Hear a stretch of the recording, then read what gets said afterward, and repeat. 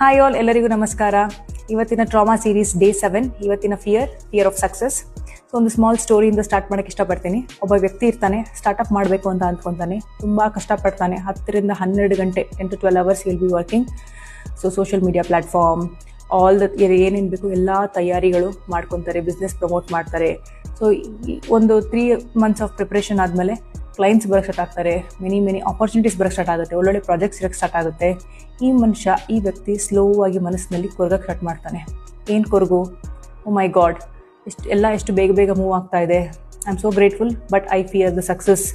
ಇಷ್ಟೊಂದು ಸಕ್ಸಸ್ಫುಲ್ ಆಗಿಬಿಟ್ರೆ ನನಗೆ ಯಾವುದಕ್ಕೂ ಟೈಮ್ ಇರಲ್ವೇನೋ, ನನಗೆ ಫ್ಯಾಮಿಲಿಗೆ ಟೈಮ್ ಕೊಡೋಕ್ಕಾಗಲ್ವೇನೋ, ಪೇರೆಂಟ್ಸ್ಗೆ ಟೈಮ್ ಕೊಡೋಕ್ಕಾಗಲ್ವೇನೋ, ನೆಂಟರು ಸೊಸೈಟಿ ಅಂತೆಲ್ಲ ದೂರ ಉಳ್ಕೊಂಡು ಬಿಡ್ತೀನೇನೋ. Because big success is equal to big responsibility. So ಈ ಸಕ್ಸಸ್ನ ಹೇಗೆ ನಾನು ಮ್ಯಾನೇಜ್ ಮಾಡೋದು ಅಂತ ಭಯ ಸ್ಟಾರ್ಟ್ ಆಗೋದೇ ಫಿಯರ್ ಆಫ್ ಸಕ್ಸಸ್. ಇದು ಒಂದು ಟ್ರಾಮಾ ಪ್ಯಾಟ್ರನ್. ಇದು ಎಲ್ಲಿಂದ ಬರ್ತಾ ಇರುತ್ತೆ? ಯಾರು ಪೇನ್ ಟು ಪ್ಲೆಜರ್ ಜರ್ನಿ ನೋಡಿರ್ತಾರೆ, ಚಿಕ್ಕ ವಯಸ್ಸಲ್ಲಿ ಒಂದು ಮೀಡಿಯಾಕೋರ್ ಲೈಫ್ ಇರುತ್ತೆ. So they are not very rich. Sudden ಆಗಿ they come up in life like anything, they become very successful, very rich. ಇಂಥವ್ರಿಗೆ ಈ ಫಿಯರ್ ಕಾಡುತ್ತೆ. ಯಾಕೆಂದರೆ when you are at the top you are alone ಅಂತ ಹೇಳ್ತಾರಲ್ಲ, ಅದು ಆ ಫಿಯರ್ ಅವರಿಗೆ ಮನಸ್ಸಲ್ಲಿ ಕಾಣೋಕ್ಕೆ ಸ್ಟಾರ್ಟ್ ಆಗುತ್ತೆ. ಸೊ ಹೇಗೆ ಓವರ್ಕಮ್ ಮಾಡ್ತೀರಿ ಇದನ್ನು? ಒಂದು ಟಿಪ್ ಕೊಡ್ತೀನಿ.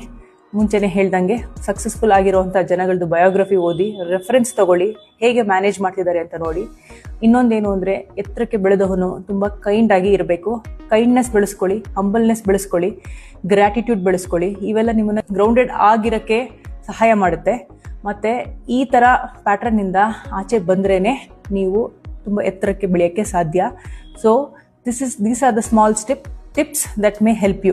ಸೊ ಈ ವಿಡಿಯೋ ಇಷ್ಟ ಆದಲ್ಲಿ ದಯವಿಟ್ಟು ಇದನ್ನು ಲೈಕ್ ಮಾಡಿ, ನನ್ನ ವಿಡಿಯೋ ಫಾಲೋಸ್ ಮಾಡಿ. Thank you so much.